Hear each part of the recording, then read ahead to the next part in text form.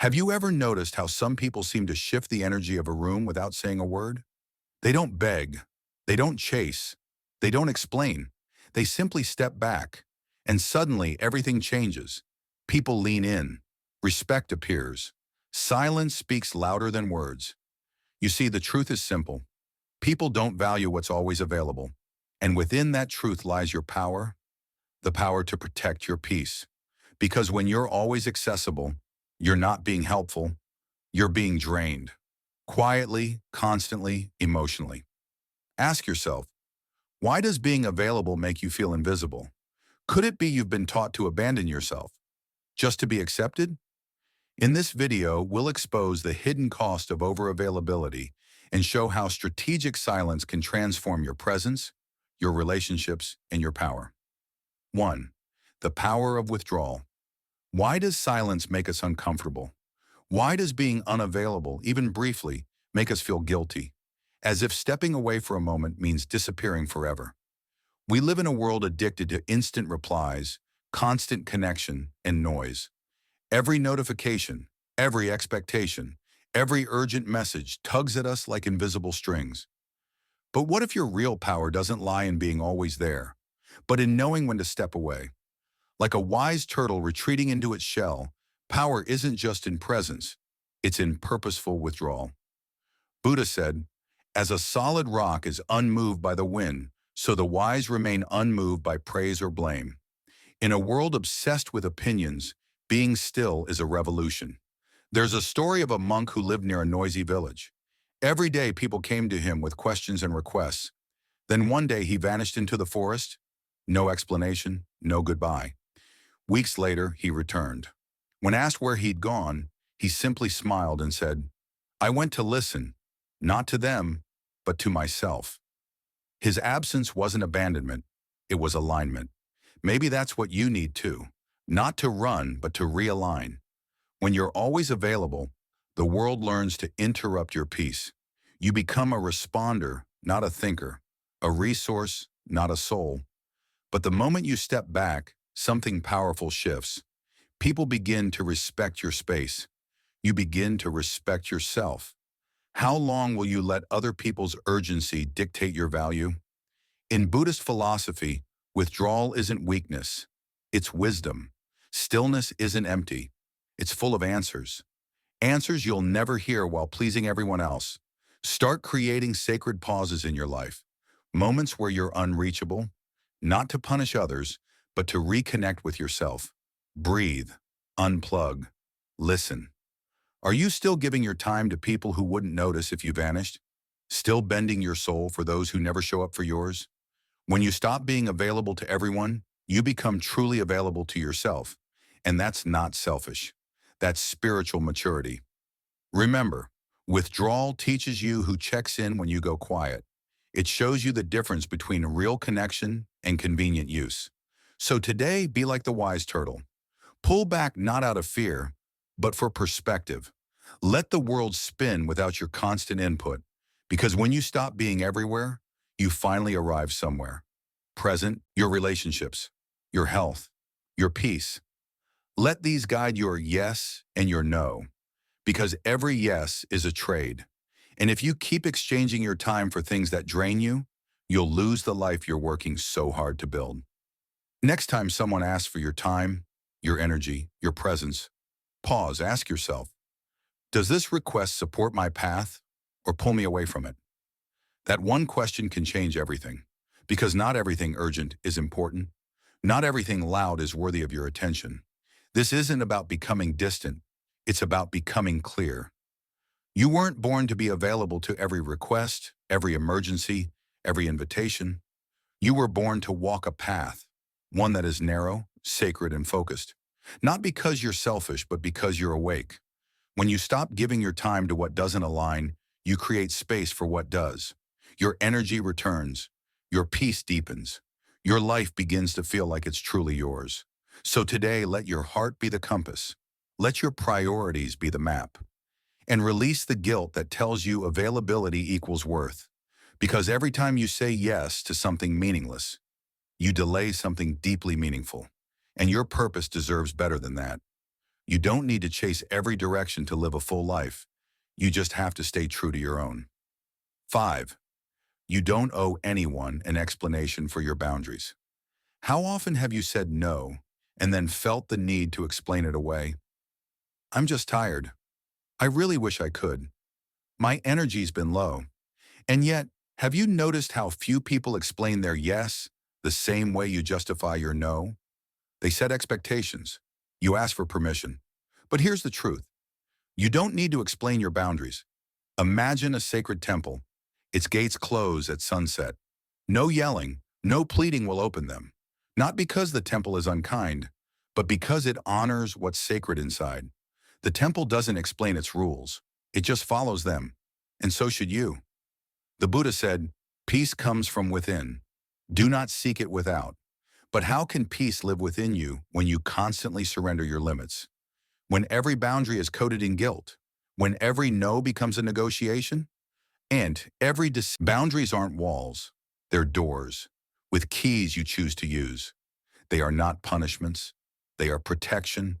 And you don't need to defend protecting your energy, your time, or your spirit. I once knew someone who said yes to everything just to avoid seeming selfish. She overextended, over-explained, over-apologized. And the more she gave, the more was expected. Until one day she stopped explaining. She simply said, I can't. No apology, no excuse, just the truth. And for the first time she felt free. Setting a boundary is a spiritual act. It says, I recognize my limits. I trust my rhythm. I honor my peace.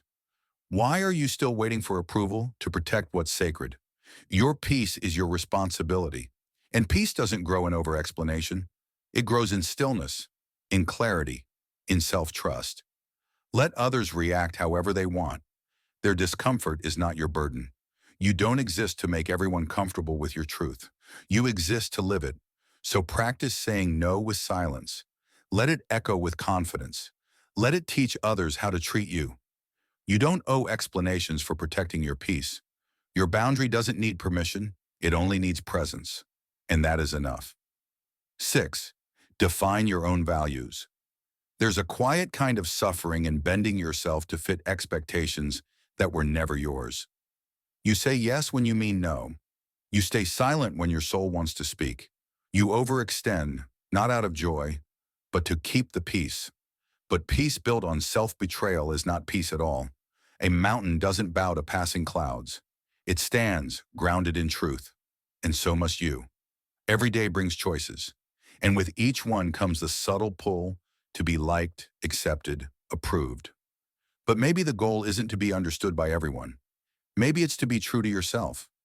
The Buddha said, it is better to conquer yourself than to win 1,000 battles. The real victory is alignment between your outer life and your inner truth. Most people live reactively. They let other people's moods determine their actions. They let opinions become their compass. But Buddhism teaches stillness, clarity, self-honesty. Freedom begins when you know what you stand for, not what others want you to stand for. Ask yourself, what do I truly value? Not what sounds nice, but what feels real. Peace, integrity, compassion, creativity. Write down 3 core values. Then ask, does my availability reflect these or betray them? There was a man who said yes to everyone, not because he wanted to, but because he didn't want to seem selfish. He gave until his body burned out and his spirit followed. Only then did he ask, what do I really? We live in an age of instant replies, real-time updates, and constant connection. Availability is everywhere. But let's be clear, being constantly reachable does not make you more valuable. Your worth isn't measured by how fast you respond, how often you're online, or how easily people can reach you. In fact, the more digitally connected you become, the more you risk becoming spiritually disconnected from your breath, your truth, and your soul. The path to inner clarity isn't found through more noise. It's found in sacred silence. What if you began protecting your mornings like a monk? No apps, no feeds. Just breathe. Just stillness. Just being. Could you allow yourself the gift of a screen-free sunrise? Could you close your day with reflection instead of scrolling through reels? This isn't about rejecting technology. It's about mastering it. Let your phone be a tool, not your master. If it drains you, change your relationship with it. Delete the apps that spark comparison. Mute the accounts that steal your joy. Ask yourself, are you following inspiration or distraction? Are you scrolling with intention or just escaping? There's a quiet freedom in choosing digital silence, in scheduling time to be unreachable, in treating your attention as sacred. Because silence isn't empty, it's full of answers. In that quiet space, your inner voice grows louder. You remember who you were before the world told you who to be. Imagine this. Every morning, instead of grabbing your phone, you place a hand over your heart and you ask, what do I want to feel today? That single pause shifts you from reactive to intentional. You begin to live from the inside out. Because when you're no longer available to every beep, buzz, and demand, you become available to stillness. And in stillness, you don't just find peace, you become peace. Your energy deserves protection, your mind deserves quiet, your life deserves intention. So ask yourself, is your phone a tool or a master? If it's stealing your presence, maybe the most radical act of self-love is this. Put it down, breathe, and return to the temple of now. 10. Choose stillness over access. Picture a still pond. The surface is calm, reflecting the sky like a mirror. Now imagine tossing a stone in. The ripples distort the reflection. Clarity turns to chaos. That's your mind on constant stimulation. Our world trains us to respond instantly to every email, every message, every notification.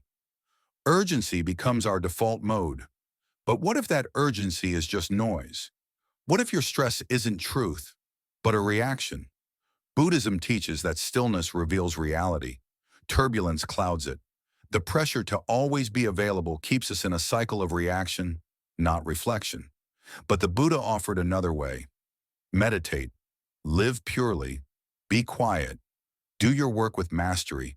Not speed, not urgency, but depth and presence. In meditation, we don't chase thoughts. We observe them. We let them pass. We do the same in life. We stop reacting and start responding with clarity. Ask yourself, when was the last time you chose silence over stimulation? When did you last sit still, not to escape, but to return to yourself? Stillness is not a luxury, it's a necessity. It's where your wisdom lives. It's where you remember who you really are. You don't need to be available to everyone to be worthy. Sometimes your greatest insights will come not from doing more, but from doing nothing. Let your mind become like that still pond, reflecting truth, unaffected by the chaos around you. 11. Release the need to be understood. The ocean doesn't explain its waves, it simply moves, powerful and free. Imagine if the sea paused to justify itself every time someone misunderstood it. It would never flow. Yet we often do this, explaining our choices, shrinking ourselves for approval. But what if peace begins when you stop trying to be understood? Buddhist wisdom reminds us, let go of being right. Be still and know. You don't need permission to walk your path. You don't need applause to be aligned. Every time you justify your silence, explain your boundaries, or water yourself down to be accepted, you abandon a part of your authenticity. Not everyone will understand your journey, your healing, your boundaries, your solitude. And that's okay. Imagine walking through life so deeply rooted in your truth that you no longer seek validation. You move with love, with clarity, with quiet confidence. This is mindfulness in action. Living undisturbed by the opinions of others. Ask yourself, am I shrinking to be liked? Am I compromising my truth for approval? Your path doesn't need to be explained. It only needs to be honored. Like the ocean, let your life move freely, without apology, without explanation. Bonus, embrace sacred solitude. In the quiet of a still pond, a lotus blooms. It doesn't resist the mud beneath it.